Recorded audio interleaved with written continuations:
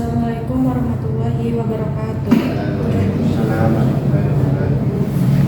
Baiklah, di sini saya akan melanjutkan materi pembacaan briefing. Materi yang akan saya bacakan yaitu tentang apakah transaksi COD sesuai syariat.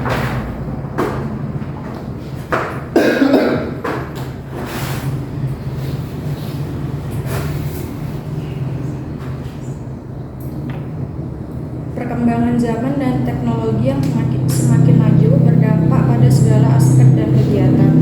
Salah satu kegiatan yang sangat berdampak pada perkembangan teknologi yang semakin berkembang pesat ialah kegiatan jual beli, baik dari segi teknis maupun objeknya.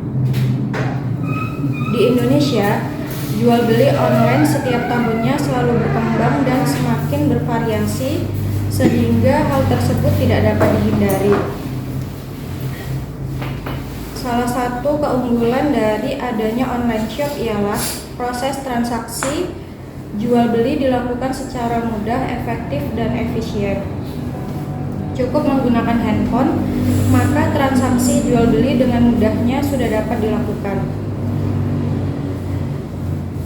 Meskipun proses transaksi ini dilakukan secara online, tetapi tetap harus mengikuti hukum-hukum syariat agar tidak merugikan salah satu pihak. Berbagai macam aplikasi e-commerce saling bersaing untuk menarik minat masyarakat. Salah satu hal yang menarik masyarakat untuk melakukan jual beli online ialah adanya sistem pembayaran COD. Lalu bagaimanakah sebenarnya hukum COD dalam pandangan Islam? Dan bagaimanakah sistem COD yang baik agar sesuai dengan prinsip Islam? Jual beli merupakan kegiatan tukar-menukar suatu dengan barang lain yang dilakukan oleh penjual kepada pembeli atas dasar saling kerelaan. Sedangkan COD merupakan suatu sistem pembayaran yang dimana penjual dan pembeli berjanji untuk bertemu di suatu tempat untuk melakukan transaksi yang disetujui oleh kedua belah pihak. Islam tidak melarang kegiatan jual beli online selama hal tersebut masih sesuai dengan prinsip syariat. Selain itu, salah satu syarat suatu transaksi dapat dikatakan sah ialah dengan tidak merugikan salah satu pihak, baik penjual maupun pembeli. Karena di dalam proses transaksi tersebut harus didasarkan dengan rasa rela dan suka. Adapun proses jual beli yang dilakukan dengan sistem COD pada mulanya dilakukan oleh calon pembeli memilih barang dalam aplikasi online shop dengan memperhatikan informasi tentang kualitas maupun harga yang sudah dicantumkan oleh penjual. Kemudian, jika pembeli telah menemukan barang yang menjadi kebutuhannya dan hendak membeli, maka langsung dapat menghubungi penjual melalui nomor handphone ataupun chat via aplikasi online shop dan membuat kesepakatan untuk dilakukan pembayaran di suatu tempat. Di dalam Islam terdapat dua kemungkinan terjadinya akad dalam suatu transaksi jual beli barang maupun jasa. Di antaranya yaitu: 1. Akad jual beli terjadi di saat belum dikirimnya barang yang dipilih calon pembeli, yaitu ketika terjadinya transaksi via online di suatu situs web tertentu. Kemudian yang kedua, akad jual belinya dilakukan saat tatap muka langsung antara penjual dan pembeli. Ketika barang dikirim dan terjadinya tatap muka, kemudian dilakukan pembayaran atas barang tersebut, maka hukumnya boleh. Hal ini dikarenakan terjadinya tatap muka antara pembeli dan kurir atau perantara beserta barang yang akan dibelinya, dengan syarat pembelinya diberikan khiyar atau opsi, yaitu diberikan hak untuk memilih melanjutkan proses jual beli atau menolaknya. Adapun beberapa syarat dibolehkannya jual beli dengan sistem COD, diantaranya yang pertama, akad jual beli dilakukan pada saat kedua pihak bertemu di suatu tempat, bukan pada saat dilakukannya transaksi di internet. Artinya ketika pembeli memesan barang secara online, maka belum dapat dikatakan sebagai sebuah transaksi, melainkan dinamakan proses janji beli.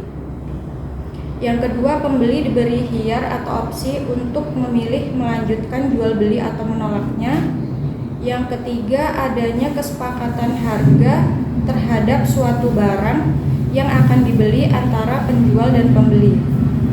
Yang kemudian barang beserta uang tersebut akan diberikan di tempat sesuai kesepakatan. Bahwa di antara ahli fikih kontemporer yang memperbolehkan pembayaran diserah terimakan secara tidak tunai, seperti halnya COD, yakni Dr. Yusuf bin Abdullah. Menurut beliau, COD diperbolehkan dan tidak termasuk takjilul badalain, yang maksudnya adalah uang tidak tunai dan barang tidak tunai. Dalam pendapatnya tersebut juga mengacu pada hadis Rasulullah Shallallahu Alaihi Wasallam sebagai berikut: barang siapa melakukan salaf atau salam, hendaknya ia melakukan dengan takaran yang jelas dan timbangan yang jelas untuk jangka waktu yang diketahui. Hadis riwayat Bukhari. Jadi dapat disimpulkan jika COD hukumnya boleh, karena COD merupakan cara paling aman untuk menghilangkan kekhawatiran dan terbebas dari keraguan atas barang yang hendak dibelinya. Selain itu, adanya pembayaran COD, kita bisa mengecek keaslian barang yang hendak dibeli. Kurir pun tidak harus bertanggung jawab untuk mengganti barang bila adanya ketidaksesuaian baik kualitas maupun spesifikasi barang yang dipesan pembeli dari pihak penjual barang. Itu tadi materi tentang apakah COD sesuai dengan syariat. Jika teman-teman ada yang ingin didiskusikan, dipersilakan. Dari yang dibaca tadi kemudian COD itu diperbolehkan dengan syarat-syarat ketentuan tidak melanggar kaidah-kaidah transaksian sesuai syariat Islam. Berarti kalau ada setiap masalah itu berarti ada COD yang dilarang. COD boleh dengan syarat kan itu. Tentu kita harus mengetahui juga COD yang dilarang itu mana coba? Di sini dijelaskan Pak, di dalam Islam terdapat dua kemungkinan terjadinya akad dalam suatu transaksi jual beli barang maupun jasa. Di antaranya yang pertama, akad jual beli terjadi di saat belum dikirimnya barang yang dipilih calon pembeli, yaitu ketika terjadinya transaksi via online di suatu situs web tertentu. Jika akad ini dilakukan sebelum dikirimnya barang atau dilakukan via online, maka akad jual beli dengan sistem pembayaran COD hukumnya haram. Karena pada saat terjadi akad jual beli tersebut, kedua belah pihak dapat dikatakan sama-sama berhutang, penjual belum menyerahkan barangnya dan pembeli juga belum bayar barang tersebut. Hal ini diharamkan karena sama saja dengan hutang, yaitu terlaksananya transaksi tidak tunai. Coba penjelasannya supaya dijelaskan secara dua.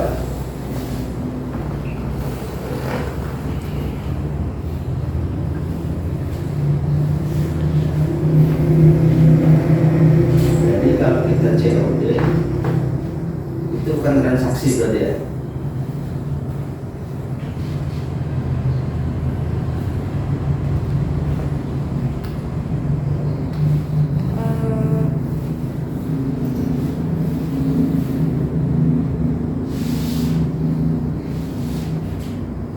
Di sini tadi COD itu diperbolehkan apabila akad jual belinya dilakukan saat tatap muka langsung antara penjual dan pembeli. Itu terjadinya tatap muka antara pembeli dan kurir atau perantara. Pertanyaannya adalah kurir itu penjual atau sesuatu yang lain? Ya, Kurir itu perantaranya, Pak. terus kalau kita melakukan jual beli sama itu, pernahkah kita melakukan jual beli sama kurir? Oke, Pak Kurir itu sudah terima.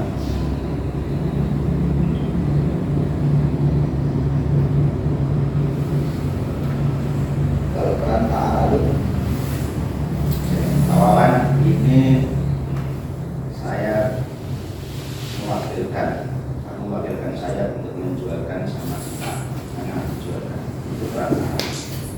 Kalau kurir itu mungkin sesuatu yang berbeda seperti itu. Dia adalah sesuatu yang hanya bertugas mengantarkan barang, bukan menjualkan barang. Sepemahaman saya, kurir itu bertugas mengantarkan barang, bukan menjual barang. Ya, seharusnya kalau sahnya COD itu hanya transaksi ketika barang itu sudah sampai, maka seharusnya ada transaksi tambahan, transaksi menerima barang kepada transaksi penjualnya. Seharusnya seperti itu. Kalau transaksi hanya sebatas pada kurir, padahal kurir ini statusnya adalah mengantar barang, bukan penjualnya barang. Jadi gimana itu? Jadi sahnya COD dengan transaksi boleh jika barang itu sudah sampai. Sementara kurir ini bukan penjual barang, kurir ini pengantar barang dan bukan perwakil yang punya barang. Saya pikir itu bukan wakil itu yang punya barang, kurir bertugas hanya mengantarkan barang. Jadi kalau sesuai dengan apa yang disampaikan tadi itu agak sedikit apa ya? Dan COD yang dilarang kan gitu kan, bahwa transaksinya sah apabila barangnya sudah ada, kan itu. Sementara sekarang ini transaksi kita kan bukan para penjual, kita nggak pernah melakukan transaksi ulang, kita membayar pada kurir. Padahal kurir ini bukan penjual, kurir ini sekedar pengantar. Jadi gimana nih, titik terangnya gimana nih? Ada beberapa hal yang perlu diperhatikan ketika melakukan jual beli dengan sistem bayar di tempat atau COD agar sesuai dengan syariat. Pertama, yaitu disepakatinya harga dari suatu barang antara penjual dan pembeli dan diserah terimakan di tempat sesuai kesepakatan. Kedua, barang yang akan diperjualbelikan secara daring harus disepakati spesifikasi dan kriterianya. Ketiga, transaksi ijab kabul dalam sistem COD terjadi pada saat barang sampai kepada pembeli sesuai yang disepakati.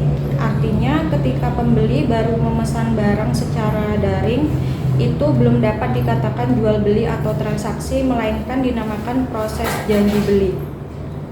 Keempat, pembeli dapat memilih opsi untuk mengembalikan barang atau menerima bila terjadi kerusakan atau ketidaksesuaian dengan kriteria yang disepakati.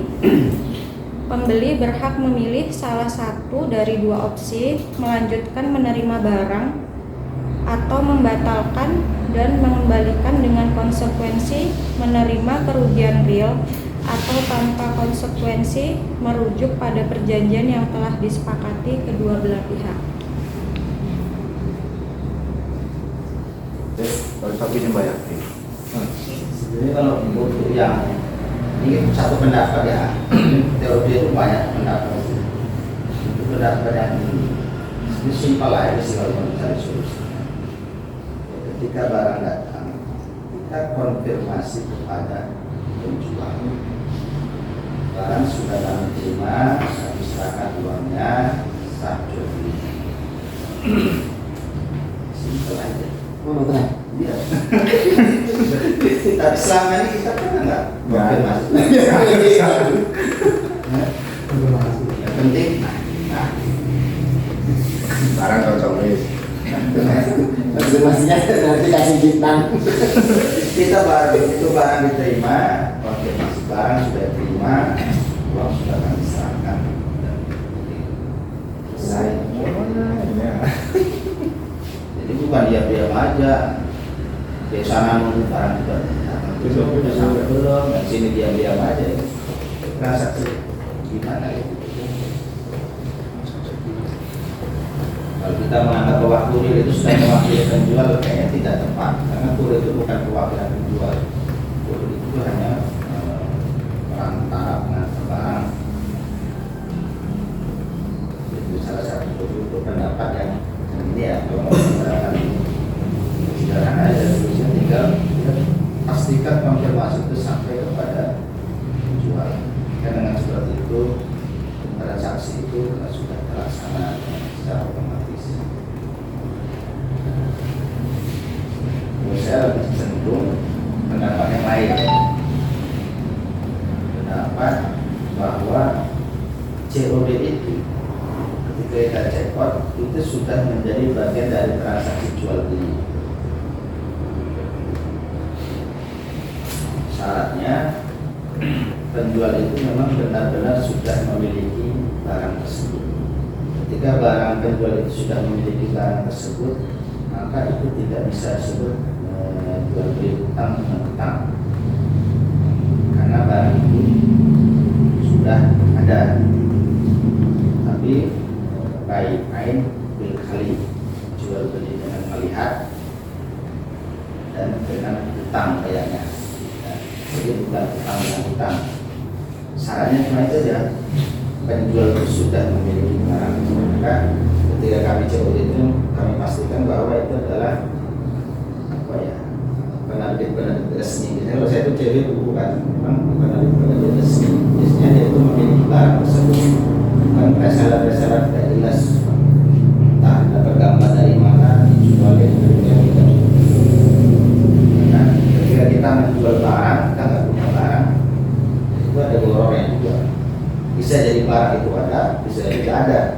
Tapi kalau penerbit resmi sudah pasti barang. Seperti itu. Lebih cenderung pada pendapat yang inklusif, bahwa ketika kita cek itu adalah sudah melakukan transaksi jual beli. Masalahnya itu harus selektif dalam hal penjual mana yang betul-betul itu memiliki barang tersebut. Ketika kita menjual HP, tapi dia nggak punya HP, makanya itu bisa disebut menjual utang dan utang, itu tidak dibolehkan. Tapi ketika dia punya HP, di share di Facebook, dijual, itu boleh. Berarti Wawan punya handphone, punya barang, maka itu boleh dilakukan.